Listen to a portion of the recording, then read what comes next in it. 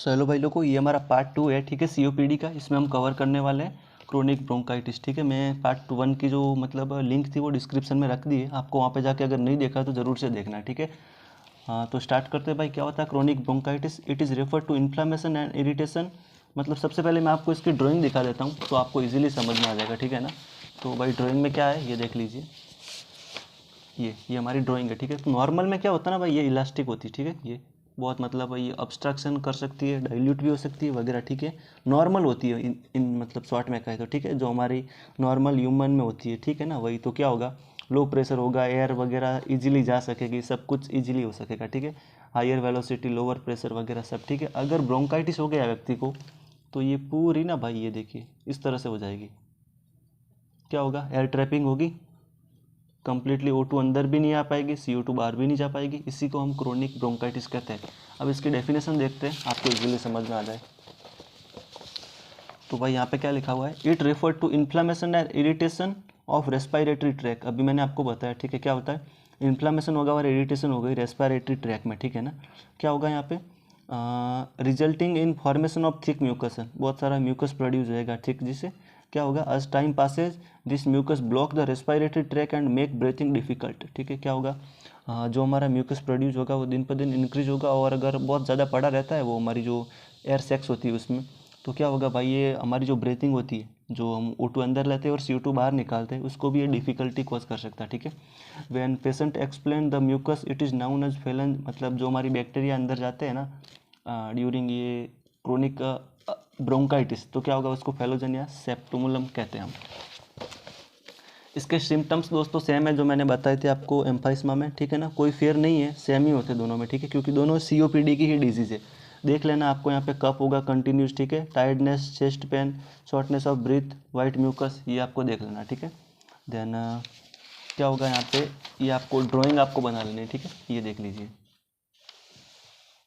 ये आपको complete drawing बना लेनी है। ठीक है, मैंने खुद बनाई है। ठीक है ना, आपके लिए। और इसके कॉजेज भी दोस्तों सेम ही रहेंगे। ठीक है ना, सिर्फ पैथोजेनेसिस इसका डिफरेंस होता है। ठीक है ना, हाँ तो कॉजेज में देख लीजिए, एनवायरनमेंट फैक्टर इटियोलॉजी में। ठीक है, देन एनवायरनमेंट में क्या क्या पॉल्यूटेड एयर हो सकता है वगैरह वगैरह, जो भी मैंने आपको फर्स्ट वीडियो में ये समझा रखा। ठीक है, अगर नहीं देखा तो उसको देख लेना। ठीक है, आपको अभी ये सिर्फ उतारना। ठीक है ना, क्योंकि मैंने फर्स्ट वीडियो में ये आपको बता दिया, तो भी एक बार पढ़ लेते, हाइपर मतलब सेंसिटिव हो जाए। ठीक है, जो हमारी ब्रोंक्यूल्स है वो, सेक्स वगैरह। ठीक है, देन जेनेटिक फैक्टर, ये भी कॉज हो सकती है हमारी ड्यू टू, अगर किसी की फैक्ट्री की मतलब जो फैमिली है किसी की और उसकी फैमिली हिस्ट्री भी है क्रोनिक ब्रोंकाइटिस और अस्थमा में, देन डेफिनेटली उसको कॉज हो सकता है। अर्लियर इन्फेक्शन, एज हो सकता है, देन स्मोकिंग, और ये भी हो सकता है। ठीक है दोस्तों, अब इसकी मतलब टाइप देख लेते हैं एक बार। इसके भी ना दो टाइप होते हैं, एक्यूट एंड क्रोनिक। एक्यूट जो कम टाइम तक चलेगा, लॉन्ग लॉन्ग टाइम तक चलेगा, उसको हम क्रोनिक कहेंगे। ठीक है, टू टाइप का होता है। एक्यूट में क्या होता है, फॉर फ्यू डे। ठीक है, अप्रॉक्स 10 डे, ये 10 डे तक ही चलता है। ठीक है, ज़्यादा नहीं चलता। ठीक है, बैक्टीरिया और virus that cause common cold और इन्फेक्शन। मतलब ये हमारे नॉर्मल डेज में होता है ना भाई, सर्दी वगैरह लग जाती है तो भी हमें म्यूकस प्रोड्यूस होता है वगैरह, ये इसी टाइप का। ठीक है, एक्यूट। इसमें क्या होगा, instant like cigarette smoking, pollution, dust, vapour, ये सब इसी के कारण होता है। जबकि जो हमारी क्रोनिक होती है ना, उसमें तो भाई बहुत डिफिकल्ट है, फॉर मंथ टू ईयर। ठीक है ना, ये कितना भी रह सकता है, for long time, on going and serious. Lining of bronchioles tube is मतलब इरिटेंट होती रहती है। ठीक है, जो हमारी ब्रोंकियल्स की एपिथेलियल सेल होती है ना, जो कवरिंग करती है कनेक्टिव टिश्यू, उसको भी ये मतलब डैमेज कर सकता है। Cough with mucus at least 3 month, मतलब 3 मंथ, मतलब 3 मंथ तो एटलीस्ट ये रहता ही है। ठीक है ना, क्रोनिक ब्रोंकिटिस। देन क्या होगा, smoking is major cause. Smoking बिल्कुल नहीं करना चाहिए, इसके कारण ये होता है। ठीक है ना, देन दोस्तों इसकी पैथोजेनेसिस देखें हम, तो मैं आपको बता दे रहा हूँ पैथोजेनेसिस। देख लीजिए, मान लीजिए आपने एनवायरनमेंट से पॉल्यूटेड एयर है, उसमें क्या लिया, वायरस ले लिया, एयर में बैक्टीरिया आ गया आपकी बॉडी में वगैरह। ठीक है, ये आपको यहाँ पे ईटियोलॉजिकल फैक्टर लिख देना है। ठीक है ना, मैंने ये लिख दिया, ऐसा ही लिखना है। ठीक है, क्या होगा इसके कारण, hyper sensation of mucus and inflammation. ठीक है, क्या होगा, बैक्टीरिया अंदर जाएगा, हमारी जो ब्रोंक्यूल्स होती है वो एक्टिव होगी, देन क्या होगा, म्यूकस का प्रोड्यूस करेगी। क्या होगी, इसके कारण होगा bronchioles wall become thick, thick हो जाएगी ना ब्रोंक्यूल्स की जो वॉल है। देन क्या होगी, ब्रोंक्यूलम नैरो म्यूकस प्लग्ड एयर, मतलब इसमें ना हमारी जो ब्रोंक्यूल्स होती है उसमें म्यूकस भर जाएगा, देन उसका कॉन्ट्रैक्शन एंड डाइलेशन वो भी प्रॉपर नहीं हो पाएगा। ठीक है ना, एल्वेओली एडजस्ट टू ब्रोंक्यूल्स में बिकम डैमेज एंड फाइबर, मतलब जो हमारी एल्वेलोई होती है उसकी जो दीवार होती है या फिर वॉल होती है वो डैमेज भी हो सकती है इसमें, ठीक है। फिर क्या होगा आगे, fibrosis of bronchioles and air flow limitation, फिर ब्रोंकाइटिस हो जाएगा। इन शॉर्ट ये तो आपको ना भाई मतलब टेक्निकली आपको समझ में नहीं आया होगा, मैं आपको शॉर्ट में समझा देता हूँ, ये तो आपको इजीली समझ में आ जाएगा, ठीक है। तो ना भाई यहाँ पे क्या होता है, इन शॉर्ट हम देखें तो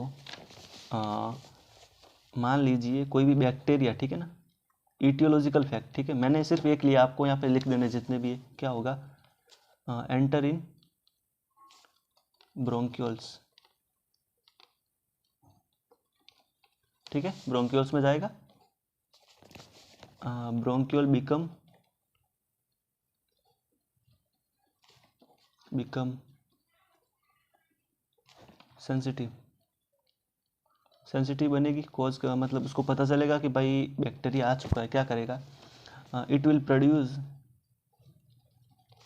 इट नहीं सॉरी ये प्रोड्यूस नहीं करेगा, सबसे पहले एक्टिव करेगा, इट विल एक्टिव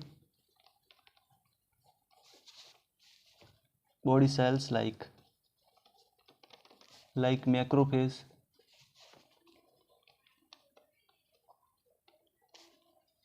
न्यूट्रोफिल वगैरह को, ठीक है। ये क्या करेगा, इन्फ्लामेशन कॉज करेगा, इन्फ्लामेशन कॉज होगा तो क्या होगा भाई, म्यूकस प्रोड्यूस भी होगा, म्यूकस का प्रोड्यूस होगा तो क्या होगा, एयर ट्रैपिंग होगी, ठीक है। एयर ट्रैपिंग के कारण ही क्या होता है भाई, ब्रोंकियोल्टाइस, ये आपको सही से लिख देना, स्पेलिंग में मिस्टेक हो तो, ठीक है ना। टू टाइप के होते हैं फिर यहाँ पे, एक्यूट एंड क्रोनिक। ये शॉर्ट पीरियड के लिए होता है, ये लॉन्ग पीरियड के लिए होता है, ठीक है। ये हमारी बेसिक है, ठीक है। और अगर आपको मतलब साइंटिफिक वे में लिखनी है ना तो भाई यही लिखना, ठीक है, मैं रेफर करूँगा, ठीक है। आई होप इसको आपने उतार लिया होगा, ठीक है ना। फिर अगर आपको दोस्तों मैंने ये ना अभी एम्फाइस्मा और सीओपीडी की मतलब नहीं, एम्फाइस्मा और क्रोनिक ब्रोंकाइटिस की जो मैंने पैथोजेनेसिस समझाई है वो अगर साथ में करनी है तो आप इस तरह से भी कर सकते हैं, देख लीजिए यहाँ पे, तंबाकू स्मेक या कुछ भी हो गया, मतलब एटियोलॉजिकल फैक्टर क्या होगा, इन्फ्लामेशन होगा एयरवे में, क्या होगा, इन्फ्लामेशन के कारण जो सेल और न्यूट्रोफिल, मैक्रोफेज, लिम्फोसाइट, ल्यूकोसाइट्स ये सारी एक्टिव हो जाएगी, इन्फ्लामेशन कॉज करेगी, ठीक है। ये आप उतार लेना, इसमें कुछ है ही नहीं दोस्तों खास, देख लीजिए तो भी कंटिन्यू इरिटेशन होगी, इन्फ्लामेशन होगा, इन्फ्लामेशन होगा तो जो हमारी इलास्टिसिटी लॉस हो जाएगी और एयर ऑब्स्ट्रक्शन होगा, मैंने ये भी आपको बताया ना, ये सिमिलर ही है दोस्तों, ठीक है। ये भी आपको ये साइंटिफिक वे में वो मैंने समझाया इजी वे में, ठीक है, वो आप लिख सकते हो, ठीक है। ये हो गया, देन ये इसके बाद में ये भी लिख देना आपको, ठीक है। अब इसके साइन एंड सिम्टम्स हो गए, कॉम्प्लिकेशन वगैरह भी देख लेते, ठीक है। इसके साइन एंड सिम्टम्स सॉरी वो भी देखने ना, अभी तो हमने देखा ही नहीं। हाँ तो क्या हो सकते हैं भाई, वो भी जो एम्फाइस्मा और इसके मेनली सेम ही होते हैं, बट फिर भी कुछ डिफरेंस है वो मैं आपको बता दे रहा हूँ। प्रोडक्टिव कफ हो गया, प्रोलॉन्ग एक्सप्रेशन हो गया, क्रोनिक हाइपर पोलिकार डायफिस्मा, बर्न नेस्ट, वीजिंग वगैरह वगैरह, ये आपको लिख देना, ठीक है ना। मैं आपको ये बहुत ज़्यादा पढ़ के नहीं बता रहा हूँ। क्या होगा कॉम्प्लिकेशन में, रेस्पिरेटरी इन्फेक्शन हो सकता है, रेस्पिरेटरी इन्फेक्शन हो ही जाएगा ना भाई, डेफिनेटली होगा, अगर कफ बहुत ज़्यादा हो जाएगा म्यूकस प्रोड्यूस के कारण। फिर हार्ट की प्रॉब्लम भी हो सकती है, क्योंकि O2 और CO2 की जो मतलब इनहेल और एक्सेल करना होता है वो भी प्रॉपर नहीं हो जाएगा। लंग का कैंसर हो सकता है definitely. Then pulmonary hypersensitisation, depression हो सकता है। फिर डायग्नोसिस में ये आपको लिख देना, मैं आपको ये पढ़ के नहीं बताऊंगा, ठीक है ना, क्योंकि ये ईजी है। फिर भी पल्मोनरी फंक्शन टेस्ट कर सकते हैं, ठीक है ना, आपको ये पढ़ने पर ही समझ में आ जाएगा, ठीक है ना दोस्तों, इसमें कुछ इतनी मगजमारी करने की ज़रूर है नहीं, तो ये आप पढ़ लेना एक बार। देन ये देख लीजिए लेबोरेटरी टेस्ट भी, ये भी आपको मैं ये जो बता रहा हूँ ना स्क्रीनशॉट ले लेना या फिर आपको पढ़ लेना, ठीक है ना, क्योंकि मैंने ये कम्प्लीटली नोट्स बना दिए, तो आई होप कि आपको इसमें कोई इश्यू होगा नहीं, और बहुत मतलब सिंपल लैंग्वेज में मैंने यूज़ किया है इसका नोट्स बनाने में, ठीक है। ये मतलब इसके ट्रीटमेंट हो सकते हैं, ठीक है।